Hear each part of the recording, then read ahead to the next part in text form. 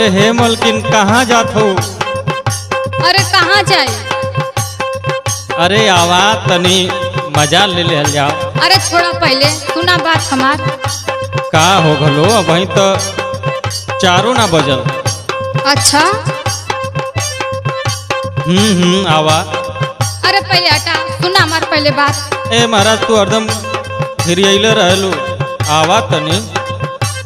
अब तो छोड़ा कलहई भइल भोन ये राजा जी। हम ना छोड़ो। अरे छोड़ा ही के पड़े।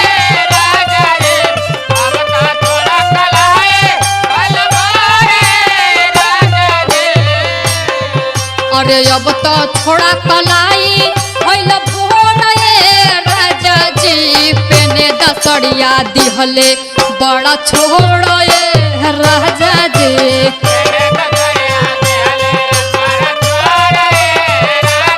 यही से कहिला कि मैक्सी पहना।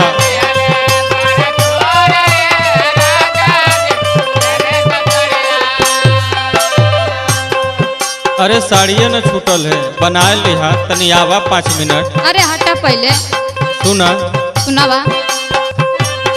आवेला महाजा भोर मेरा सोटे धनिया।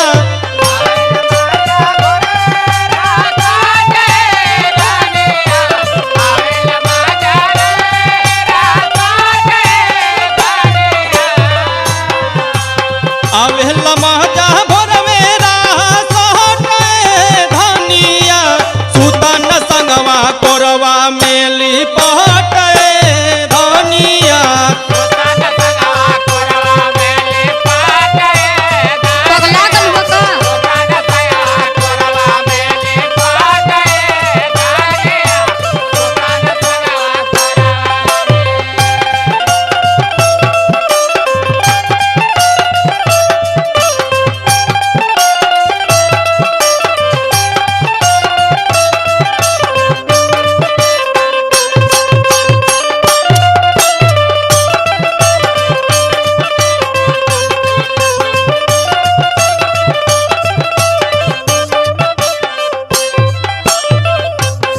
सुना सुनावा सुनावा काहे अरे खिसियाए? इतना मत पगला।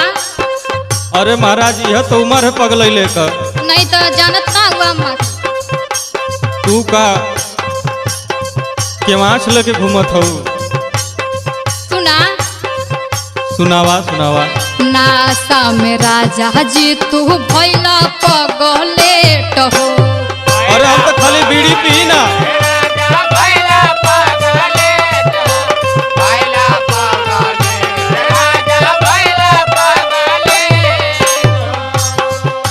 अब बोले लगे अम्मा जे खाना में होई लेट हो।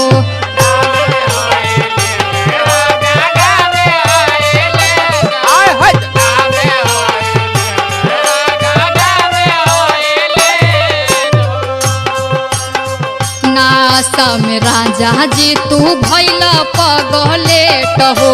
अब बोले लगे अम्मा जे खाना में होई लेट हो। सब कोई जाग गइल बा भइल जोहर ये राजा जी।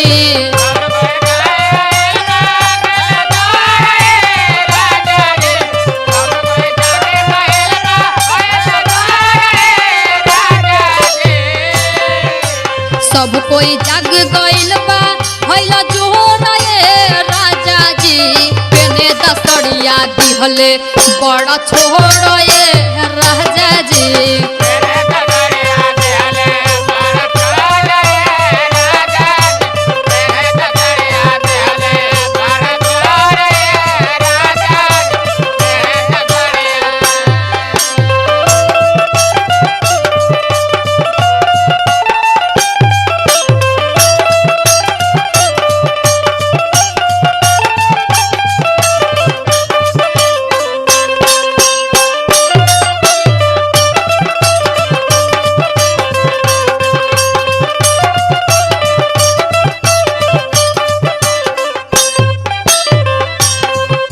अरे पगलो नशा नशा कैले हो।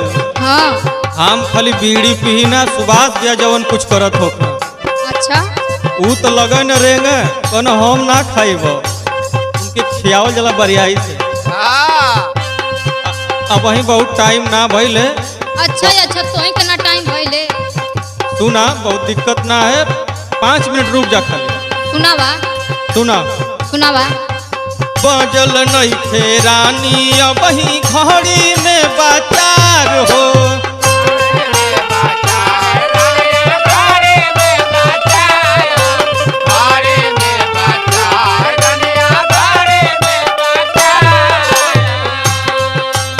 मन नहीं मानी अब ही कहरे दाना प्यार हो।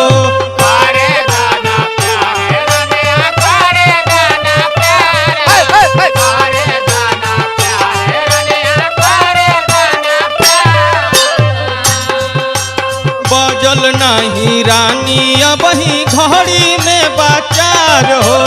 मन नहीं भरल अब ही कहरे दाना प्यार हो। भरे दमा जायावा कहते धनिया।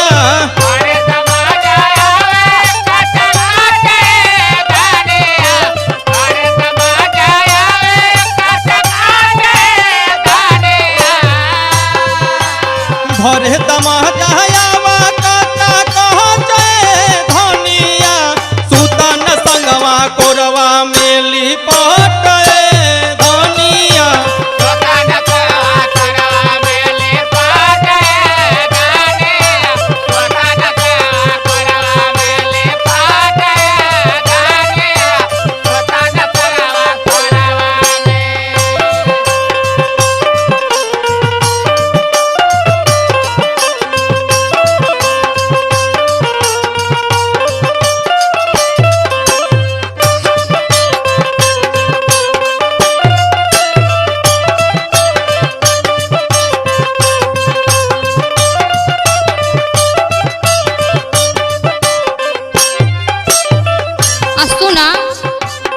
सुनावा। ढेर सन का मत समझ में आया कि ना?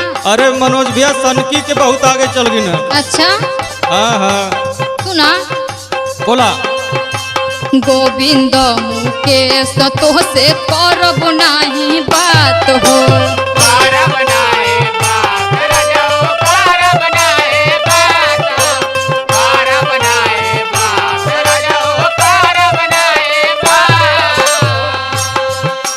नहीं करा जहनी छोड़ब नहीं हाथ हो। अरे ऐसे कैसे ना छोड़?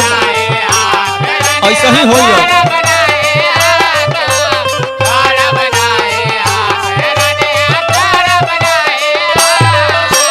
गोविंद मुकेश तो से करब नहीं बात हो। नहीं करा जहनी छोड़ब नहीं हाथ हो। सुनावा। मन नइखे करत भइल अब जोहरा राजा जे।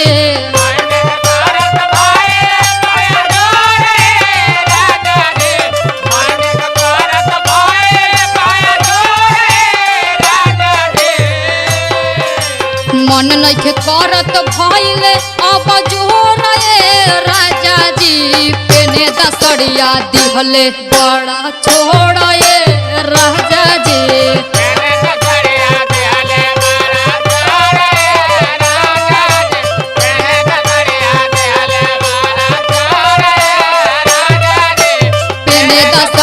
दिहले बड़ा छोड़े राजा जी। सुतन संगवा कोरवा में लिपट धनिया।